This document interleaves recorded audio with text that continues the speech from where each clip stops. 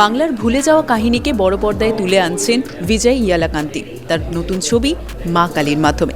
যে ছবির পোস্টার সামনে আসা মাত্রই রীতিমতো ঝড় উঠেছে সামাজিক মাধ্যমে। যে পোস্টারের মুখ্য ভূমিকায় দেখতে পাওয়া গিয়েছে রাইমা সেনকে। আজকে তারই সাংবাদিক সম্মেলনে কে কি বললেন সবটা শুনে নেওয়া যাক।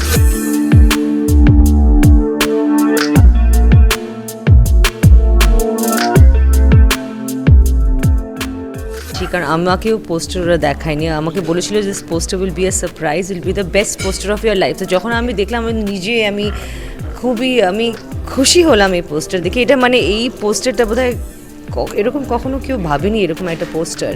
কিন্তু আমি বলবো যে মা কালী দেখা যাচ্ছে এই পোস্টারে, and she is the symbol of strength and she symbolizes all women with power.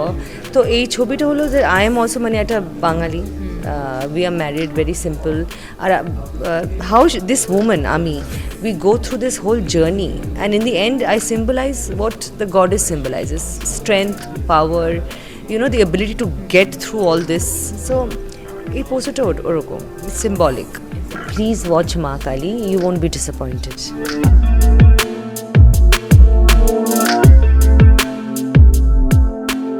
As I said, it's a very symbolic thing.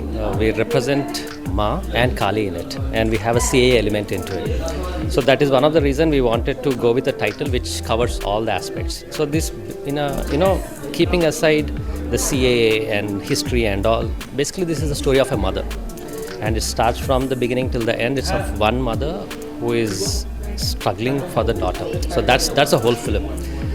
And in this process, I'm telling the Bengali culture and what happened in the history. And CAA is one of the aspects where we talk about the persecuted Indians. Now, because Bengal has this partition history, a lot of people went into Bangladesh, Pakistan, or different places when they were suffering. That becomes the story of persecuted Indians. That connects to CAA. So that's the reason why we had to go for Ma Kali.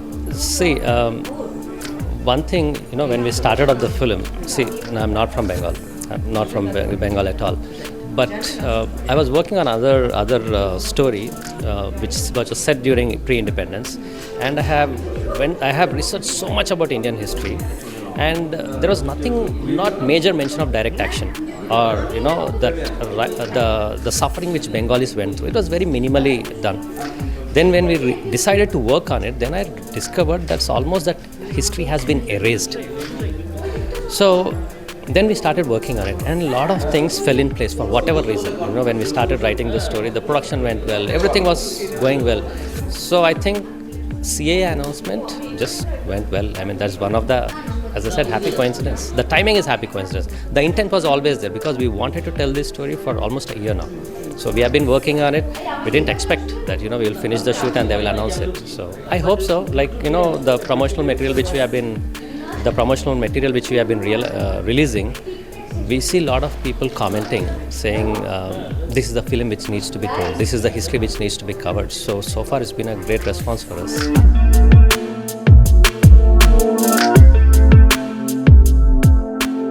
देखिए, ये तो महज एक इत्तेफाक है क्योंकि हम नहीं जान सकते थे कि भारत सरकार CAA को कब नोटिफाई करेगी। हम लोगों ने तो फिल्म को सिर्फ इस उद्देश्य से बनाया था कि बंगाल में डायरेक्ट एक्शन डे से लेकर के आज तक जो हुआ है, जो घटनाएं घटित हुई हैं, और उसमें CAA का पास होना क्या सिग्निफिकेंस रखता है। ऐसे हिंदू माइनॉरिटीज़ के लिए जो देश से बाहर इन देशों में रह रहे थे और वो जब वापस आए हैं रिफ्यूजीज़ के रूप में, तो उनको जब नागरिकता मिल रही है तो उनके लिए क्या सिग्निफिकेंस है, क्या रेलेवेंस है इस बात की। क्योंकि हम लोग तो पैदाइशी भारतीय नागरिक रहे हैं, तो हमें शायद उतना फ़र्क नहीं पड़ता कि अरे कौन सी बड़ी बात है कि नागरिकता मिल गई। लेकिन ऐसे लोग जो हमेशा भारत माँ को अपनी माँ मानते रहे हैं, इसी देश में रह रहे हैं, लेकिन भारत माँ उनको अपना बेटा नहीं कह पा रही, उनको रिकॉग्नाइज़ नहीं कर पा रही, वो भारत माँ के सपूत नहीं कहे जा सकते। उनके लिए ये रिकग्निशन, ये बहुत बहुत बड़ी बात है जो शायद हम लोग समझ ना सकें। ये बहुत बड़ा स्टेप है, ख़ासकर माइनॉरिटीज़ के लिए, इंडियंस के लिए, इंडियन माइनॉरिटीज़ के लिए जो बाहर रह रही थी पाकिस्तान, बांग्लादेश, अफ़गानिस्तान में। आज वो आ करके सर उठा करके गर्व से कह सकते हैं कि हम भी भारतीय हैं, हम भी आप सबके ही बराबर हैं। वो भी हमारे भाई बहन हैं जो यहाँ से बाहर गए थे। इस होप और इस विश्वास के साथ में कि शायद उनको भी वहाँ पर उतना ही वही दर्जा मिलेगा जो वहाँ के लोगों को मिल रहा है, लेकिन वो दर्जा नहीं मिल पाया।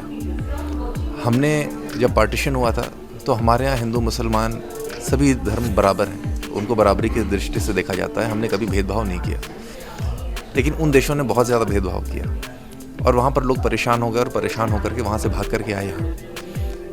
लेकिन यहाँ पर ऐसे प्रोविज़न नहीं था कि हम उनको नागरिकता दे सकें और उनको हम वही सम्मान दे सकें जो हम अपने बाकी भाई बहनों को दे रहे हैं। तो ऐसे सिचुएशन में मुझे लगता है कि बहुत बड़ा कदम है, बहुत ऐतिहासिक कदम है और हम सभी लोगों को सपोर्ट करना चाहिए इस कदम का, समझना चाहिए ज़्यादा से ज़्यादा। उन लोगों की प्लाइट समझनी चाहिए, उन लोगों की मुश्किल समझनी चाहिए, उन लोगों की दुविधा समझनी चाहिए कि किस दुविधा में वो रहे, किस मुश्किल घड़ी में उन लोगों का परिवार क्या क्या उनको झेलना पड़ा। और आज जब उनको नागरिकता मिल रही है तो कितना बड़ा दिन है उन लोगों के लिए, कितनी बड़ी बात है। मेरा कैरेक्टर एक बंगाली फादर का कैरेक्टर है। I am married to Raima जो फिल्म की हीरोइन है और हमारी 2 खूबसूरत सी लड़कियां हैं। नहीं, हिंदी में ही मैंने डायलॉग्स बोले हैं, थोड़ा सा बांग्ला टच है उसमें, ज़्यादातर हिंदी में ही है ताकि सब लोग समझ सकें इसको आसानी से।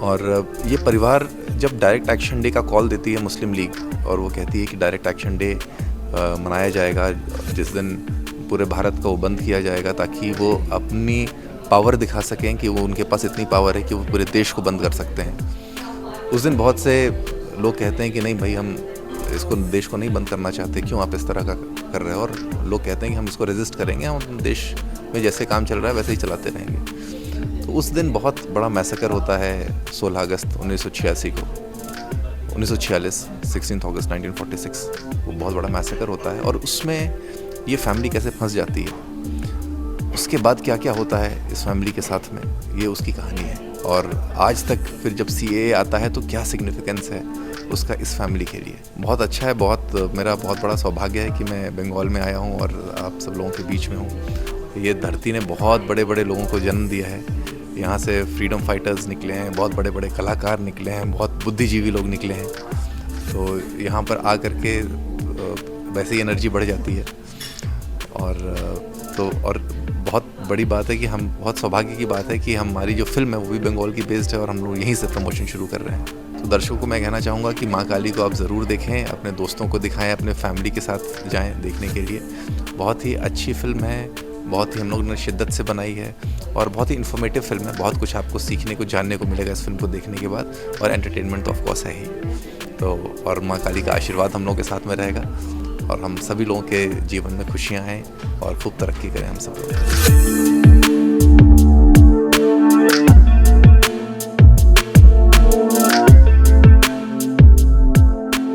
টলিউডের latest update, gossip and entertainment পেতে সাবস্ক্রাইব করুন শুধুমাত্র সিটি সিনেমা আর ফলো করুন সিটি সিনেমার Instagram, Facebook, Twitter and ShareChat page.